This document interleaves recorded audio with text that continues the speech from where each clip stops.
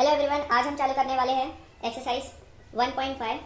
जैसा कि हमने पिछले वीडियो में एक्सरसाइज 1.4 खत्म कर दिया था, तो एक्सरसाइज 1.5 स्टार्ट करने से पहले हमें क्वांटिफायर स्टेटमेंट और क्वांटिफाइड स्टेटमेंट समझना होगा। तो क्वांटिफायर स्टेटमेंट के दो टाइप होते हैं। एक होता है यूनिवर्सल क्वांटिफायर और दूसरा होता है एसेंशियल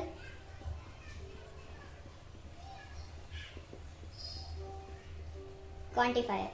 तो जो यूनिवर्सल क्वांटिफायर होता है उसका सिंबल होता है ऐसे उल्टा है। इसको हम रीड करते हैं for all,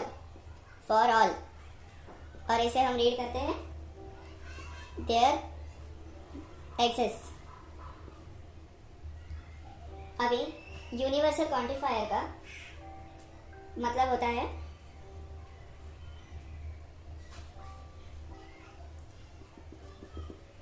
truth value. Example लेते हैं, for all x such that a. For all x such that a मतलब ए के जो सेट में जितने भी नंबर हैं, सच दैट मतलब वो x से बिलोंग करते हैं, मतलब इसमें जितने भी नंबर्स हैं वो x को बिलोंग करते हैं। ये हमारी कंडीशन है।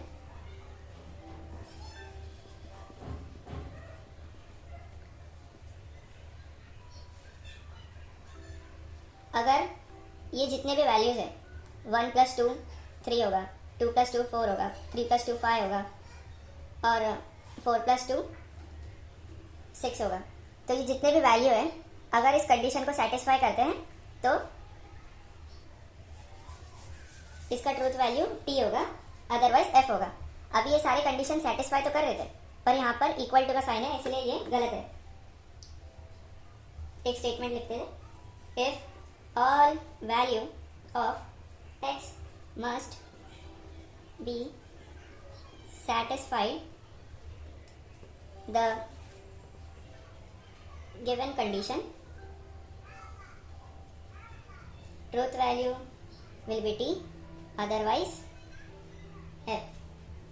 मैं आशा करता हूँ आपको ये समझ आ रहा होगा। चाहिए तो इसका एक नोट बना लीजिए। अभी हम जानते हैं एसेंशियल क्वांटिफायर का मतलब क्या होता है। हाँ, उसका सिंबल मैं लिखना भूल गया। उसका सिंबल होता है उल्टा ई। ये सिंबल यूनिवर्सल क्वांटिफायर का और ये एसेंशियल क्वांटिफायर का। तो ये कहता है if all value of x does not satisfy the given condition, truth value will be f, otherwise t। तो चलो फिर बढ़ते हैं एक्सरसाइज की तरफ। क्वेश्चन नंबर 2 एक्सरसाइज 1.5 का, if b is equal to set में 2 3 5 6 7 determine the truth value of each of the following. तो पहला है for all x such that b such that x is a prime number. तो यहाँ पर दिया है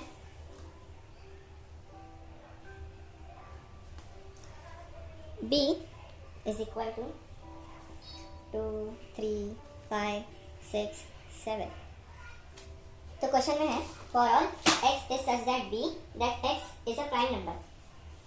तो ये कह रहा है कि x मतलब इसमें जितने भी नंबर है वो प्राइम नंबर है। x 2 3 5 7 are prime numbers. ये प्राइम नंबर्स है, पर but x is equal to 6 is not a prime number. तो अभी ये इस कंडीशन को सेटिस्फाई नहीं कर रहा। वो कंडीशन हमारी कंडीशन थी for all x is such that b such that x is prime number. हमारा क्वेश्चन ये था। तो इसमें कहा गया था कि फॉर ऑल मतलब ये कंडीशन को सेटिस्फाई करने चाहिए थे, पर ये कंडीशन सेटिस्फाई नहीं हुआ क्योंकि 6 प्राइम नंबर नहीं है। तो इसका ट्रूथ वैल्यू होगा f।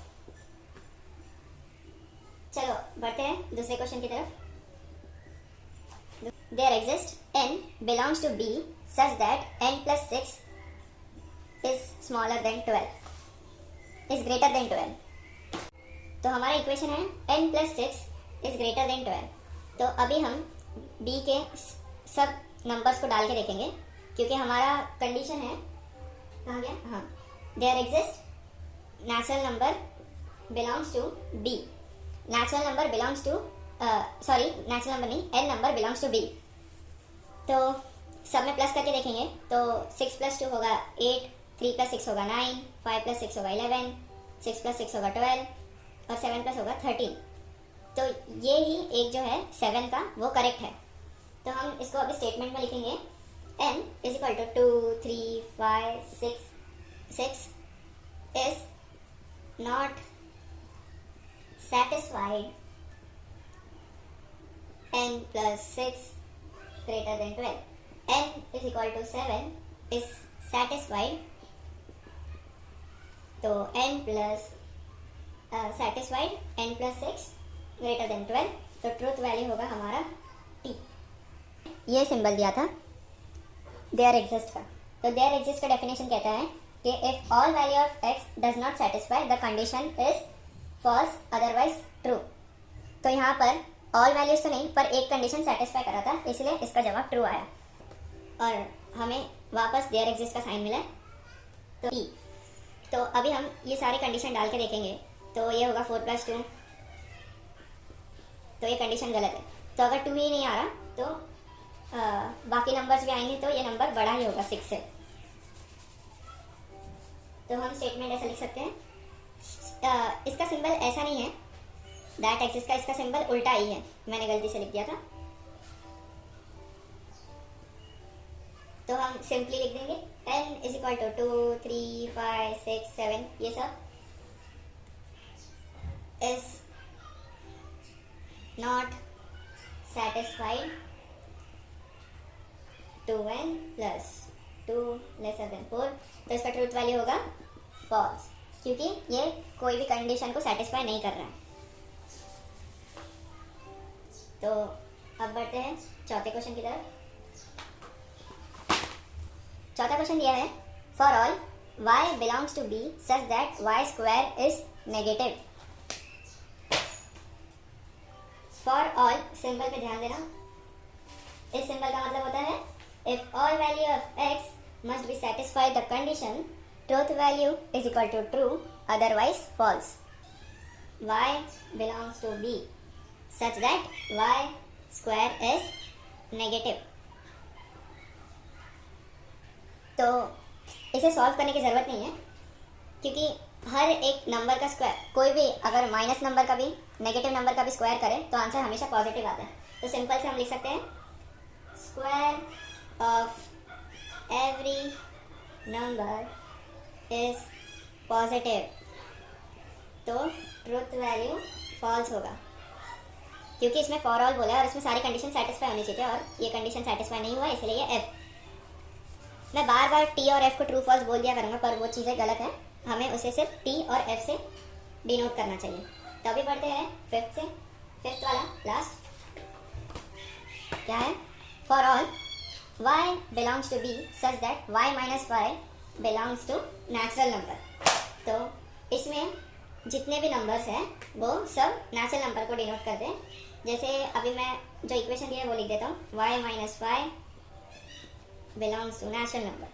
तो 2 माइनस 5 होगा -3, 3 माइनस -2, 0, 1, 2, ये नंबर्स हमें देखने मिलेंगे। तो ये भी बहुत आसान है। सेम ऑल वैल्यूज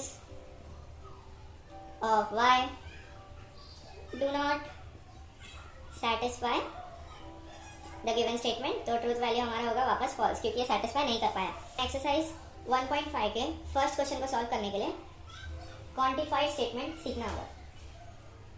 तो पहले क्वांटिफाइड स्टेटमेंट सीख लेते हैं। क्वांटिफाइड स्टेटमेंट क्या होता है? Quantified statement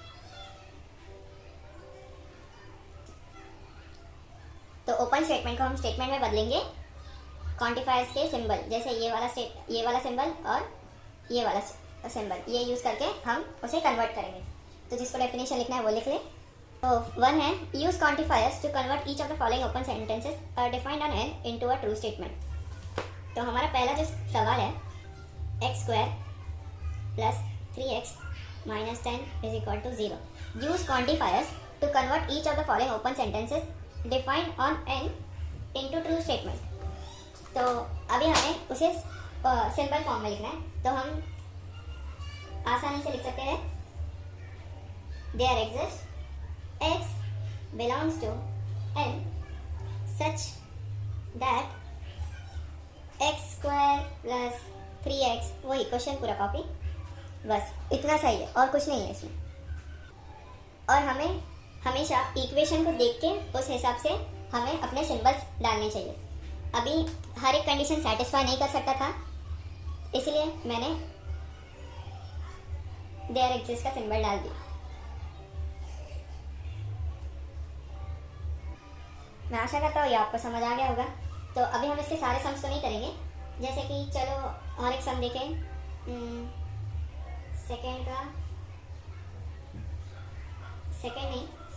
third, n square is greater and equal to 1।